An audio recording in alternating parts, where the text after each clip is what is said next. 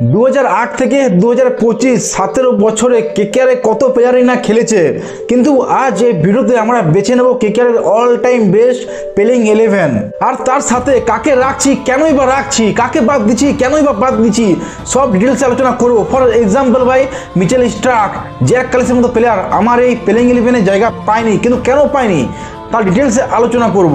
তো চলো ভিডিওটা শুরু করা যাক। এক নম্বরে রাখবো Gautam Gambhir as a captain, as a opener. ভাই ও কেকেআরের হাইয়েস্ট রান স্কোরার, দুবার আইপিএল ট্রফি জিতিয়েছে 2012-তে আর 2014-তে।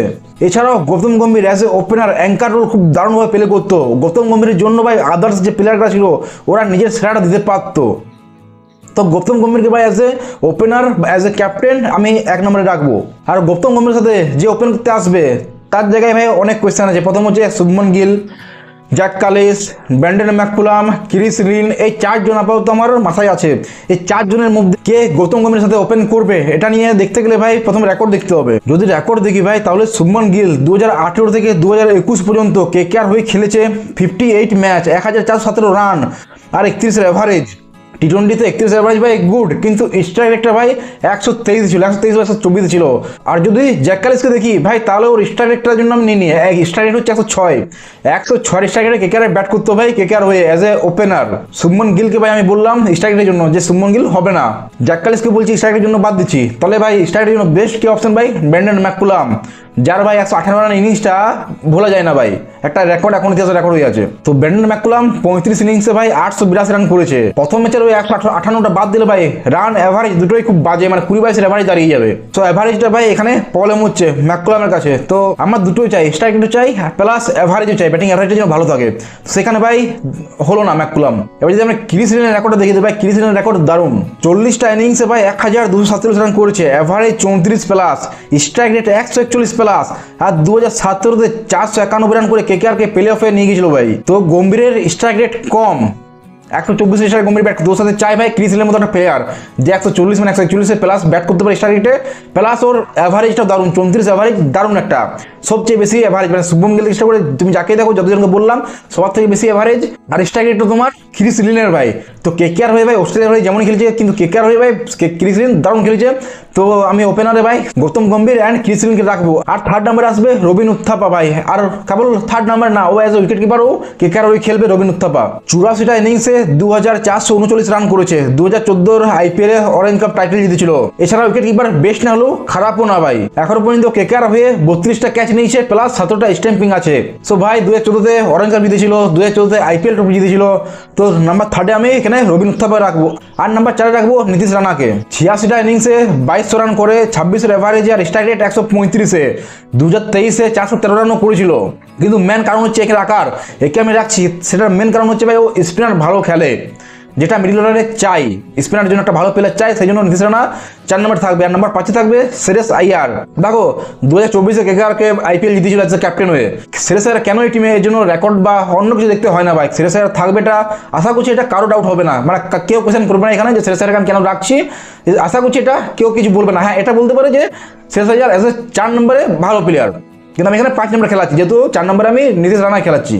সেটা একটা ডিবেট হতে পারে, কিন্তু এছাড়া ভাই শ্রেয়স আইয়ার কেন টিমে থাকবে এটা নিয়ে কেউ কোনো ডাউট করতে পারবে না। এই জন্য আমি এই রেকর্ড পর কিছু বলছি না এটা নিয়ে, শ্রেয়স আইয়ার নিয়ে। আর 6 নম্বরে রাখবো রাসেলকে ভাই, মানে কোনো ডাউটই নেই। যদি কেকেআরের অল টাইম মানে মোস্ট ভ্যালুয়েবল প্লেয়ার যদি বলো, কেকেআরকে জিজ্ঞেস করো যে তোমার মোস্ট ভ্যালুয়েবল প্লেয়ার কাকে, তো ভাই রাসেল। আমি কেকেআর অল টাইম বলছি ভাই, এই জন্য রেকর্ড পর কিছু দেখতে হয় না। যদি মানে 2500 plus run, 175 strike rate, 124 wicket, 22-এর এভারেজে, ইকোনমি একটু বেশি আছে, 9 প্লাস আছে, 9.5 প্লাস আছে, কিন্তু ইকোনমিটা ভাই ম্যাটার করে না, কারণ ডেথ ওভারে বল করে। তাহলে রাসেলকে যদি কোনো ক্যাপ্টেন ভালোভাবে ইউজ করে, রাসেল ভাই একটা দারুণ পারফর্মার। তো রাসেল নাম্বার 6 খেলবে। আর আমার সাথে থাকবে ইউসুফ পাঠান ভাই।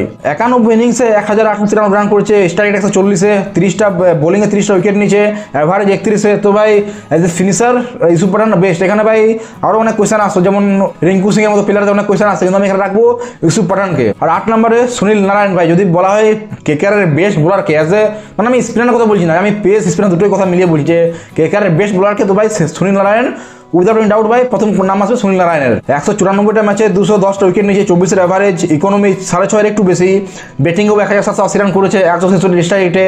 তো মানে 8 নম্বরে যে 33 রান করে দেবে, এত সুন্দর ইকোনমির সাথে বল করবে, উইকেট নেবে ভাই, এরকম একজন চাই সুনীল নারায়ণ থেকে পারফেক্ট। আর কোনো প্লেয়ার হবে না যেটা মনে হয়, তো 8 নম্বরে সুনীল নারায়ণ বেস্ট হবে। আর 9 নম্বরে ভাই বরুণ চক্রবর্তী 82 ম্যাচে 99টা উইকেট নিয়েছে। এরও উইকেট আমি 6.5 7 হবে হয়তো আশা করছি। তো বরুণ চক্রবর্তী ভাই mystery spinner, Narayan mystery spinner, তো দুটো মিস্ট্রি স্পিনার ভাই যখন থাকবে কেকার টিমে দারুণ হবে। প্লাস ভাই তুমি যদি 10 নম্বরে আবার কুলদীপকে রাখো, কুলদীপ রিস্ট স্পিনার, ওকে যদি রাখো কুলদীপ যাদবকে ভাই খুব মানে তাণ্ডব হবে, তাণ্ডব যেটা বলে তাণ্ডব, স্পিনার তাণ্ডব খেলে মানে স্পিনারের তাণ্ডব করবে কেকার যদি রাখো। কিন্তু আবার যেখানে পেস বোলিং কমে যাবে, তাহলে তুমি ভাই কুলদীপ যাদব জায়গায় উমেশ যাদব ভাই কোনো খারাপ অপশন হবে না। 2014 থেকে 2017 পর্যন্ত খেলেছিল, তারপর আবার 2022 তো ভোলা যাবে না ভাই। 2022 এসে পরে 12 ম্যাচে 3 16 উইকেট নিয়েছিল, তো উমেশ যাদবকে এখানে ভোলা যাবে না। ও যদি ওভারঅল কেকার উইকেট দেবো তো এখনো পর্যন্ত কেকার হয়ে 24টা উইকেট নিয়েছে, সরি 64টা উইকেট নিয়েছে, 64। তো নাম্বার 10-এ ডিপেন্ড করছে পিচের উপর, যে পিচটা কেমন, স্পিনার পিচ না ব্যাটিং পিচ, প্লাস অপোজিট টিমের কেমন ব্যাটসম্যান আছে, স্পিনার ভালো খেলে না, কেমন কে ভালো খেলে, কি খেলে, পেস বোলিং ভালো খেলে না, স্পিনার ভালো খেলে, সেটা দেখতে হবে। সেই হিসাবে এখানে আমি কুলদীপ যাদব ভার্সেস উমেশ যাদব দুজনের মধ্যে একজন খেলাবো। আর তারপরে যে আসলে নম্বর 11 মিচেল স্টার্ক আর মর্নি মর্কেল, দুজনেই ভাই কনফিউজ, এখানে আমি কনফিউজ আছি, কিন্তু আমি চুজ করবো মর্নি মর্কেলকে। কারণ মিচেল স্টার্ক ভাই সেরকম কোনো ভালো বোলার নয়, ভালো বোলার নয় বলতে পারে, দারুণ বোলার, কিন্তু ইকোনমি আছে, ইকোনমি ভাই 9.5 প্লাস, মানে 10-এর কাছাকাছি ইকোনমি রান রেট, রান দেও। কেকার হয়ে ও এত ভালো সাকসেস হতে পারেনি, কেকার হয়ে কেন ভাই ও আইপিএলও ভালো সাকসেস হতে পারেনি মিচেল স্টার্ক, 27 ম্যাচে 32 উইকেট নিয়েছে। তো ভাই এখানে আমি মিচেল স্টার্ককে বাদ দিয়ে মর্নি মর্কেলকে নেবো। তার কারণ একটাই ভাই, ও যে লেন্থে বল করে, সে লেন্থটা ভাই দারুণ, ইডেন গার্ডেন পিচের জন্য ভাই দারুণ লেন্থ। তো সেই লেন্থের জন্য ওই লেন্থের জন্য ভাই আমি মর্নি মর্কেলকে নেবো। আর প্লাস ওর ইকোনমিটা ভালো, ইকোনমি 7-এর উপরে, মানে 7.5-7-এর কাছে ইকোনমি আছে মর্নি মর্কেলের কেকার হয়ে। উইকেট যদিও 29 ম্যাচে 32টা উইকেট আছে, 29 ম্যাচে বা 30টা ম্যাচে 32 উইকেট আছে, উইকেট যদিও কম আছে, কিন্তু ভাই ও ইকোনমি রেট দিয়ে, আর প্লাস ও বোলিংকে লিড করতে পারে ভাই। তো ভাই প্লেইং 11-এ এটা হলো গৌতম গম্ভীর ওপেনিং করবে ক্রিস লেনের সাথে, তারপর রবিন উত্তাপা, নীতিশ রানা, শ্রেয়স আইয়ার, অ্যান্ড্রু রাসেল, ইউসুফ পাঠান, সুনীল নারায়ণ, বরুণ চক্রবর্তী, কুলদীপ যাদব বা উমেশ যাদব, তারপর মর্নি মর্কেল। এটা হচ্ছে ভাই আমার প্লেইং 11। এখানে আরও কিছু প্লেয়ারকে নেওয়া যেতে পারতো, যেমন হচ্ছে সাকিব হোসেন। প্রথম দেখো সাকিব হোসেন জায়গা পায়নি, কারণ একটাই কারণ, এখানে সুনীল নারায়ণ, বরুণ চক্রবর্তী, কুলদীপ যাদব অলরেডি 3 স্পিনার আছে, প্লাস ইউসুফ পাঠানও বল করতে পারে, তো এখানে এই জন্য সাকিব হোসেন জায়গা পায়নি আমার দল। এছাড়াও Dinesh Kartik as a wicket keeper আছে, তো দীনেশ কার্তিক এই জন্য নিইনি। প্লাস তারপর বেঙ্গল স্যারের কোশ্চেন করতে গেলে বেঙ্গল স্যারের জায়গা হচ্ছে না টিমে, আমার প্লেইং 11-এ বেঙ্গল স্যারের জায়গা হচ্ছে না। আর রিঙ্কু সিংয়ের জায়গা হচ্ছে না ভাই, রিঙ্কু সিংয়ের জায়গায় আমার কাজে খেলা করে রিঙ্কু সিং, তোমার 5-এ থাকে শ্রেয়স আইয়ার, ফির রাসেল, ফির ইউসুফ পাঠান, তুমি ইউসুফ পাঠান জায়গায় যদিও খেলাতে পারো রিঙ্কু সিংকে, এটা তোমার চয়েস, কিন্তু আমি এখানে ইউসুফ পাঠানকে খেলাবো। তো এটা হচ্ছে ভাই আমার কেকেআরের অল টাইম বেস্ট প্লেইং 11। তোমার হিসেবে কি কাকে নেওয়া যেতে পারতো, কাকে বাদ দেওয়া যেতে পারতো, কোন সময় জানাও। আর ভিডিও ভালো লাগলে লাইক শেয়ার সাবস্ক্রাইব করে দিও। দেখা হচ্ছে পরে, টেক কেয়ার, সি ইউ।